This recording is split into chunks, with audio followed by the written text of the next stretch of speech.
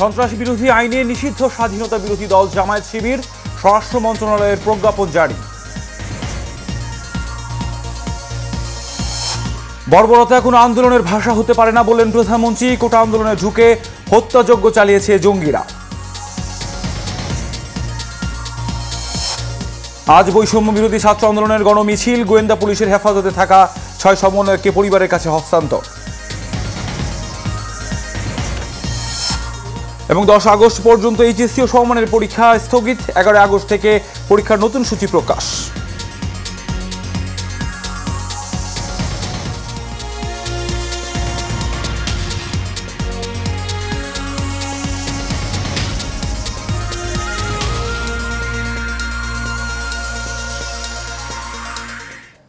স্বাগত এশিয়ান সকালের সংবাদের সঙ্গে আছি আমি কাউসার আহমেদ। এখন শুনছিলেন বিআরবি কেবল ইন্ডাস্ট্রিজ লিমিটেড সংবাদ শিরোনাম। এবার চলে যাচ্ছি বিস্তারিত সংবাদে। জামায়াতে ইসলামী ও ইসলামী ছাত্র শিবিরকে নিষিদ্ধ করে প্রজ্ঞাপন জারি করেছে স্বরাষ্ট্র মন্ত্রণালয়। এর মধ্য দিয়েই স্বাধীনতার বিরোধিতাকারী দলটির কার্যক্রম নিষিদ্ধ হলো। গতকাল সরকারের নির্বাহী আদেশে সন্ত্রাস বিরোধী আইনের 18(1) ধারা অনুযায়ী জামায়াতে ইসলামী ছাত্র শিবির ও তাদের অন্যান্য অঙ্গ সংগঠনকে নিষিদ্ধ করা হয়। সামির আহমেদের ক্যামেরায় আরও জানাচ্ছেন বাতিন বিপ্লব। কোটা সংস্কার আন্দোলন ঘিরে সহিংসতার ঘটনায় জামায়াত ও এর ছাত্র সংগঠন ইসলামী ছাত্র শিবিরের জড়িত থাকার অভিযোগ করে আসছিলেন সরকারের মন্ত্রীরা। এমন পরিপ্রেক্ষিতে গত সোমবার আওয়ামী লীগের নেতৃত্বাধীন 14 দলীয় সভায় জামাত শিবিরকে নিষিদ্ধ করার বিষয়ে একমত হন ওই জোটের শীর্ষ নেতারা। আওয়ামী লীগের সভাপতি ও প্রধানমন্ত্রী শেখ হাসিনার সভাপতিত্বে সেই বৈঠক অনুষ্ঠিত হয়। জোটের বৈঠকে সিদ্ধান্তের 48 ঘণ্টা পর সরকারের নির্বাহী আদেশে জামাত ও ছাত্র শিবিরকে নিষিদ্ধ করা হলো। আদালতের রায়ে নির্বাচন কমিশন 2013 সালে জামায়াতের নিবন্ধন বাতিল করে। জামায়াতের পক্ষ থেকে হাইকোর্টের রায়ের বিরুদ্ধে আপিল করা হয়েছিল, তবে আপিল বিভাগ 2023 সালের 19 নভেম্বর জামায়াতের আপিল খারিজ করে দেন। ফলে দলটির নিবন্ধন বাতিলের সিদ্ধান্ত এখনও বহাল রয়েছে। 1971 সালে মহান মুক্তিযুদ্ধে যুদ্ধাপরাধের দায়ে জামায়াতের শীর্ষ নেতাদের ফাঁসির রায়ও কার্যকর হয়েছে। স্বরাষ্ট্র মন্ত্রণালয়ের জননিরাপত্তা বিভাগের সচিব জাহাঙ্গীর আলম স্বাক্ষরিত প্রজ্ঞাপনে বলা হয়েছে, যেহেতু আন্তর্জাতিক অপরাধ ট্রাইব্যুনাল কর্তৃক প্রদত্ত কয়েকটি মামলার রায়ে বাংলাদেশ জামাতে ইসলামী এবং তাদের অঙ্গ সংগঠন বাংলাদেশ ইসলামী ছাত্র শিবিরকে 1971 সালে মুক্তিযুদ্ধকালে সংঘটিত গণহত্যা, যুদ্ধাপরাধ ও মানবতাবিরোধী অপরাধে দায়ী হিসেবে গণ্য করা হয়েছে। এতে আরও বলা হয়েছে, সরকার বিশ্বাস করে বাংলাদেশ জামাত ইসলামী এবং বাংলাদেশ ইসলামী ছাত্র শিবির সহ তাদের সকল অঙ্গ সংগঠন সন্ত্রাসী কার্যকলাপের সঙ্গে জড়িত রয়েছে। তাই সরকার সন্ত্রাস বিরোধী আইন 2009-এর ধারা 18(1) এ প্রদত্ত ক্ষমতা বলে বাংলাদেশ জামাত ইসলামী এবং বাংলাদেশ ইসলামী ছাত্র শিবির সহ সকল অঙ্গ সংগঠনকে রাজনৈতিক দল এবং সংগঠন হিসেবে নিষিদ্ধ ঘোষণা করে এবং উক্ত আইনের তফসিল 2-এ বাংলাদেশ জামাত ইসলামী ও ছাত্র শিবির সহ সকল অঙ্গ সংগঠনকে নিষিদ্ধ সত্তা হিসেবে তালিকাভুক্ত করে, যা অবিলম্বে কার্যকর হবে। এই দলের আন্ডারে তারা রাজনীতি করতে পারবে না। এবং তারা যদি দেখেন, আবারও আমি বলছি, বাংলাদেশে আইন আছে, তারা যদি বাংলাদেশের কোনো আইনে অপরাধ করে থাকে অবশ্যই তাদের বিচার হবে। কিন্তু এটা যদি আপনারা বলেন গণহারে জামাতে ইসলামের যারা নতুন কর্মী, যারা 1971 পরে জন্ম নিয়েছে কিন্তু তাদেরকে বিচার করা হবে, আমি এরকম গণহারে বিচার করা হবে না। এর আগে আইনমন্ত্রী জামাত নিষিদ্ধের বিষয়ে গণমাধ্যম কর্মীদের অবহিত করেন। স্বাধীনতার বিরোধিতা করা দলটিকে পরবর্তীতে মানবতা বিরোধী হিসেবে সর্বোচ্চ আদালত চিহ্নিত করেছিল। অনেক দল গেছে, অনেক দলের কি হয়েছে আপনারা। বাতিন বিপ্লব, এশিয়ান টেলিভিশন, ঢাকা। বর্বরতা কোনো আন্দোলনের ভাষা হতে পারে না উল্লেখ করে প্রধানমন্ত্রী শেখ হাসিনা বলেছেন, আন্তর্জাতিক তদন্ত করে বের করা হবে কারা এসবে জড়িত ছিল। সেই তদন্তে জাতিসংঘ সহ যে কোনো দেশ চাইলে অংশ নিতে পারে। গতকাল জাতীয় শোক দিবস উপলক্ষে কৃষক লীগ আয়োজিত আলোচনা সভায় এই কথা বলেন তিনি। বিস্তারিত নূর মোহাম্মদ ভিয়ার রিপোর্টে। জাতীয় শোক দিবস উপলক্ষে শোকের মাসের প্রথম দিনে রাজধানী কৃষিবিদ ইনস্টিটিউটে স্বেচ্ছায় রক্তদান কর্মসূচি, আলোচনা সভা ও দোয়া মাহফিলের আয়োজন করে কৃষক লীগ। এতে প্রধান অতিথি হিসেবে যোগ দেন আওয়ামী লীগ সভাপতি ও প্রধানমন্ত্রী শেখ হাসিনা। বক্তব্যে শেখ হাসিনা বলেন, পাকিস্তানের প্রেতাত্মারা আবারও জেগে উঠেছে, যা কোটা আন্দোলনের নামে ধ্বংসাত্মক সহিংসতায় দৃশ্যমান হয়েছে। যারা ওই যুদ্ধাপরাধীদের দোষর ছিল এদেশে গণহত্যা, লুটপাট, নারী ধর্ষণ, অগ্নিসংযোগ, এই সমস্ত কাজের সঙ্গে যারা জড়িত তাদেরই দোষর হিসেবে নিজেদেরকে গড়ে তুলেছে। আর সেই আঘাতটা আপনারা দেখলেন এই মাত্র কিছুদিন আগে। শিক্ষার্থীদের দাবি শতভাগ মেনে নেওয়া হলেও এ আন্দোলন কার স্বার্থে চালিয়ে নেওয়া হচ্ছে প্রশ্ন প্রধানমন্ত্রীর। আজকে যে প্রাণহানিগুলি ঘটল, যেখানে দাবি শতভাগ মেনে নেওয়া হয়ে গেছে, সেখানে এই আন্দোলন চালিয়ে যাওয়ার কি যৌক্তিকতা আছে? কার স্বার্থে? স্থাপনাগুলি ভেঙেছিল, ঠিক আছে, মানুষের হয়তো সাময়িক কষ্ট হচ্ছে, আগে যেখানে এত আরামে চলতে পারতো হয়তো সেটা করতে পারছে না। সেগুলি তো এক সময় আবার সময় লাগবে, কিন্তু এক সময় সেগুলি ঘুরে তোলা যাবে। কিন্তু যে জীবনগুলি ঝরে গেল, ছোট্ট ছোট শিশুরা গুলিবদ্ধ।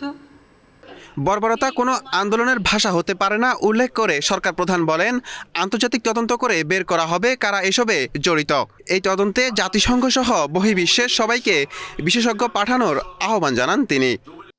আমি চাই প্রত্যেকটা জিনিসের তদন্ত হোক, কারা এর পিছনে কীভাবে কি ঘটনা ঘটেছে, এবং সেই জন্য আন্তর্জাতিকভাবে জাতিসংঘকে আমি আবেদন করেছি যে তারা তাদের বিশেষজ্ঞ পাঠাক। অন্য কোনো দেশ যদি চায় তারা বিশেষজ্ঞ পাঠাক, কারণ আমি চাই এই ঘটনাগুলির সুষ্ঠু তদন্ত হোক, সে যেই দায়ী থাক তার বিরুদ্ধে ব্যবস্থা নিতে হবে। জঙ্গিবাদ ও সন্ত্রাসের জায়গা বাংলাদেশে হতে পারে না জানিয়ে প্রধানমন্ত্রী বলেন, এদের মূল শক্তি জামায়াতকে নিষিদ্ধ করা হবে। কাজে জঙ্গিবাদ সন্ত্রাসের স্থান বাংলাদেশে হতে পারে না। নূর মোহাম্মদ ভূঁইয়া, এশিয়ান টেলিভিশন, ঢাকা। আবারও নতুন কর্মসূচি দিয়েছে বৈষম্য বিরোধী ছাত্র আন্দোলন। গতকাল বিকেলে গণমাধ্যমে পাঠানো বিজ্ঞপ্তিতে জানানো হয়, আজ জুমার নামাজের পর প্রার্থনা গণমিছিল কর্মসূচি পালন করবে তারা। এদিকে গোয়েন্দা পুলিশের হেফাজতে থাকা বৈষম্য বিরোধী ছাত্র আন্দোলনের 6 সমন্বয়ককে ছেড়ে দেওয়া হয়েছে। গতকাল বেলা 1:30টার একটু পরেই তারা ডিবি কার্যালয় থেকে কালো রঙের একটি গাড়িতে বেরিয়ে আসেন। ডিবির রমনা বিভাগের অতিরিক্ত কমিশনার আজহার মুকুল 6 সমন্বয়ককে ছেড়ে দেওয়ার বিষয়টি গণমাধ্যমে জানিয়েছেন। আগামী 10 আগস্ট পর্যন্ত এইচএসসি সমমানের পরীক্ষা স্থগিত করা হয়েছে। গতকাল ঢাকা শিক্ষা বোর্ডের চেয়ারম্যান অধ্যাপক তপন কুমার সরকার জানান, কোটা সংস্কার আন্দোলন ঘিরে উদ্ভূত পরিস্থিতি নতুন সময়সূচিতে আগামী 11 আগস্ট থেকে এইচএসসি ও সমমানের পরীক্ষা নেওয়া হবে। এর মধ্যেই শিক্ষা বোর্ডের ওয়েবসাইটে রুটিন প্রকাশ করা হয়েছে। এর আগে দেশ জুড়ে কোটা সংস্কার আন্দোলনকে ঘিরে সহিংসতার ঘটনায় কয়েক দফায় চলমান এইচএসসি ও সমমানের পরীক্ষা স্থগিত করা হয়। 4,977 জন। এছাড়া দেশের বাইরে 5টি কেন্দ্রে 200।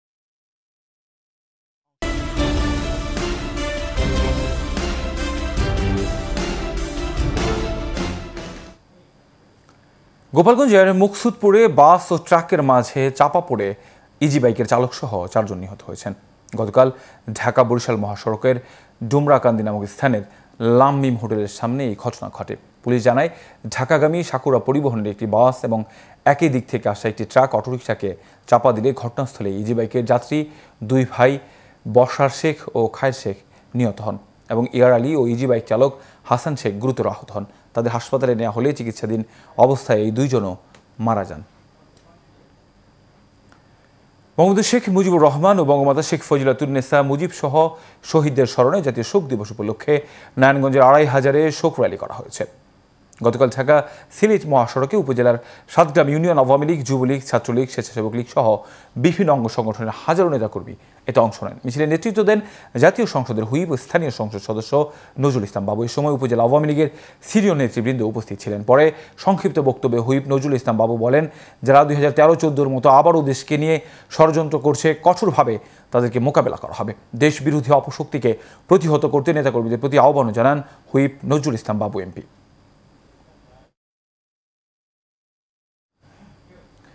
নারায়ণগঞ্জের 2,500-এ বঙ্গবন্ধু শেখ মুজিবুর রহমান ও বঙ্গমাতা শেখ ফজিলাতুন্নেসা মুজিব সহ শহীদদের স্মরণে জাতীয় শোক দিবস উপলক্ষে শোক র্যালি করা হয়েছে। গতকাল 2,500 শহীদ মিনার থেকে শুরু হয়ে র্যালিটি 2,500 পাড়া চত্বরে গিয়ে শেষ হয়। সময় উপস্থিত ছিলেন 2,500 উপজেলা ছাত্রলীগের সভাপতি শফিকুল ইসলাম শরীফ, সাধারণ সম্পাদক সাদ্দাম হোসেন সহ পৌরসভা বিভিন্ন ইউনিয়নের ছাত্র নেতারা।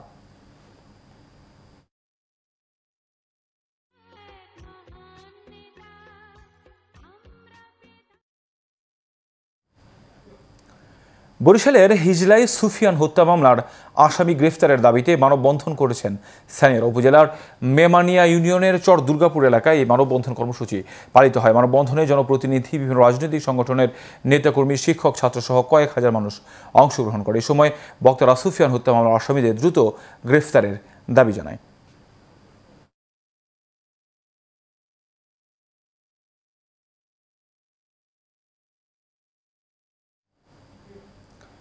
বরিশালের হিজলা উপজেলায় জাতীয় মৎস্য সপ্তাহ উপলক্ষে ভ্যালি ও মাছের পোনা অবমুক্ত করা হয়েছে। উপজেলা পরিষদ হলরুমে অনুষ্ঠিত হয় এই আলোচনা সভা। সভার সভাপতিত্ব করেন উপজেলা নির্বাহী অফিসার জাহাঙ্গীর হোসেন। প্রধান অতিথির বক্তব্য রাখেন উপজেলা পরিষদের চেয়ারম্যান আলতাফ মাহমুদ দীপু।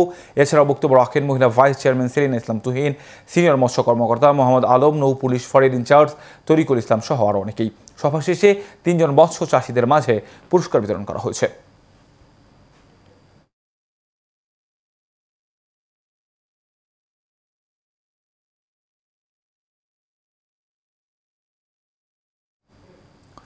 রংপুরের তারাগঞ্জে জাতীয় মৎস্য সপ্তাহ 5 দিন ব্যাপী পালিত হচ্ছে। তারাগঞ্জ উপজেলা প্রশাসন ও মৎস্য দপ্তরের আয়োজনে উপজেলা হলরুমে আলোচনা সভা, বর্ণাঢ্য র্যালি ও উপজেলা পরিষদের পুকুরে পোনা মাছ অবমুক্ত করা হয়। উপজেলা নির্বাহী অফিসার রুবেল রানার সভাপতিত্বে বক্তব্য রাখেন উপজেলা chairman Anisur Rahman Liton, vice chairman Khairul Islam, মহিলা ভাইস মোকাররমা খাতুন ও উপজেলা মৎস্য কর্মকর্তা হাইবুর রহমান সহ আরও অনেকেই।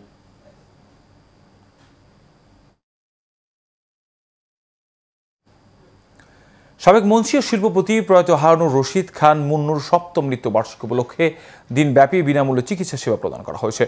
গিলঞ্জ মুন্নু সিটিতে মরহুমের কবরে শ্রদ্ধা জানান Munnu medical college, Munnu medical college and হাসপাতাল, nursing college, Munnu fabrics, Munnu ceramics, Munnu international school and college সহ আর অনেক প্রতিষ্ঠান। এ সময় উপস্থিত ছিলেন মুন্নু গ্রুপ অব ইন্ডাস্ট্রিজের চেয়ারম্যান আফরোজা খান রিতা। আরও উপস্থিত ছিলেন মুন্নু ফেব্রিক্স লিমিটেডের ব্যবস্থাপনা পরিচালক রাশিদ সামিউল ইসলাম, মুন্নু সিরামিক লিমিটেডের ব্যবস্থাপনা পরিচালক রাশিদ মাইমুনুল ইসলাম সহ আরও অনেকেই। কুড়িগ্রামের রৌমারীতে ব্রহ্মপুত্র নদের ভাঙন রোধ প্রকল্প কাজের উদ্বোধন করেছেন কুড়িগ্রাম 4 আসনের সংসদ সদস্য অ্যাডভোকেট বিপ্লব হাসান পলাশ। উপজেলার চর শোলমারী ইউনিয়নের সুখের বাতি নামক এলাকার নদীতে জিও ব্যাগ ফেলে এই কাজের উদ্বোধন করা হয়। এই সময় উপস্থিত ছিলেন চর শোলমারী ডিগ্রি কলেজের অধ্যক্ষ ফরহাদ হোসেন, চর শোলমারী ইউনিয়ন আওয়ামী লীগের আহ্বায়ক বজলুর রশিদ, মঞ্জু সহ আরও অনেকেই। ভাঙন রোধে কাজ শুরু করায় খুশি নদী পাড়ের মানুষ।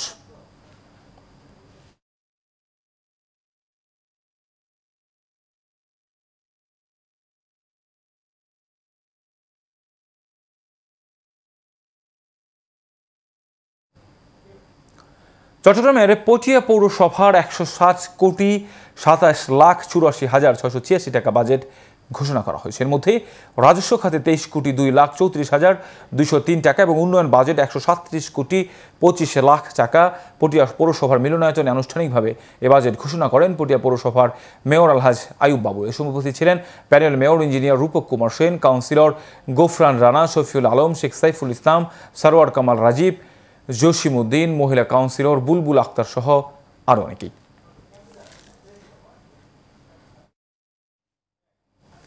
এ পর্যায়ে আছে বাণিজ্য সংবাদ। বেস্ট লাইফ ইন্স্যুরেন্স লিমিটেডকে সফলতার সঙ্গে আরও সামনের দিকে এগিয়ে নিয়ে যাওয়ার লক্ষ্যে এক মতবিনিময় সভা হয়েছে। ঢাকায় বেস্ট লাইফ ইন্স্যুরেন্সের প্রধান কার্যালয়ে সভা হয়। এ সময় প্রধান অতিথি হিসেবে উপস্থিত ছিলেন বেস্ট লাইফ ইন্স্যুরেন্স লিমিটেডের সিইও মোহাম্মদ নুরুল ইসলাম। বিশেষ অতিথি হিসেবে উপস্থিত ছিলেন এএমডি মিসেস সুমনা পারভিন। এ সময় তারা বেস্ট লাইফ ইন্স্যুরেন্সের নানা উল্লেখযোগ্য দিক তুলে ধরেন।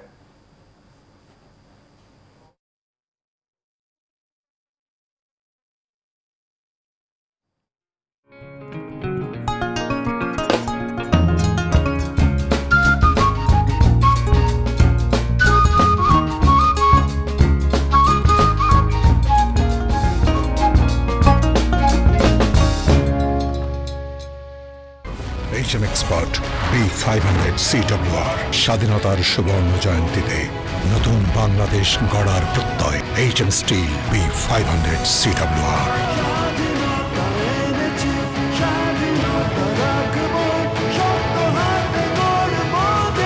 HM Steel।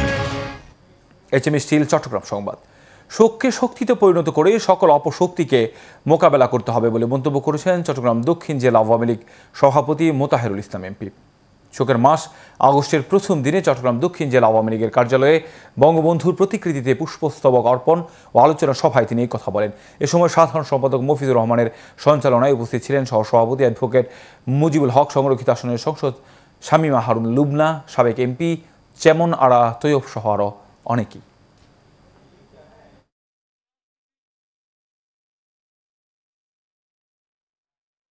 শেষ করবে সেন সকালের সংবাদ। এর আগে বিআরবি কেবল ইন্ডাস্ট্রি লিমিটেড সংবাদ শিরোনাম জানাবো আরও একবার।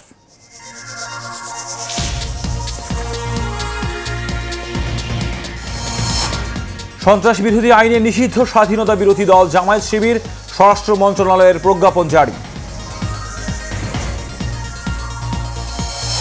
বর্বরতা কোনো আন্দোলনের ভাষা হতে পারে না বললেন প্রধানমন্ত্রী। কোটা আন্দোলনে ঢুকে হত্যাযজ্ঞ চালিয়েছে জঙ্গিরা।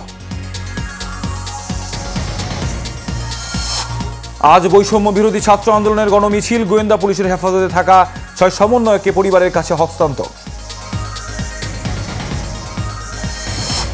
এবং 10 আগস্ট পর্যন্ত এইচএসসি ও সমমানের সকল পরীক্ষা স্থগিত। 11 আগস্ট থেকে পরীক্ষার নতুন সূচি প্রকাশ।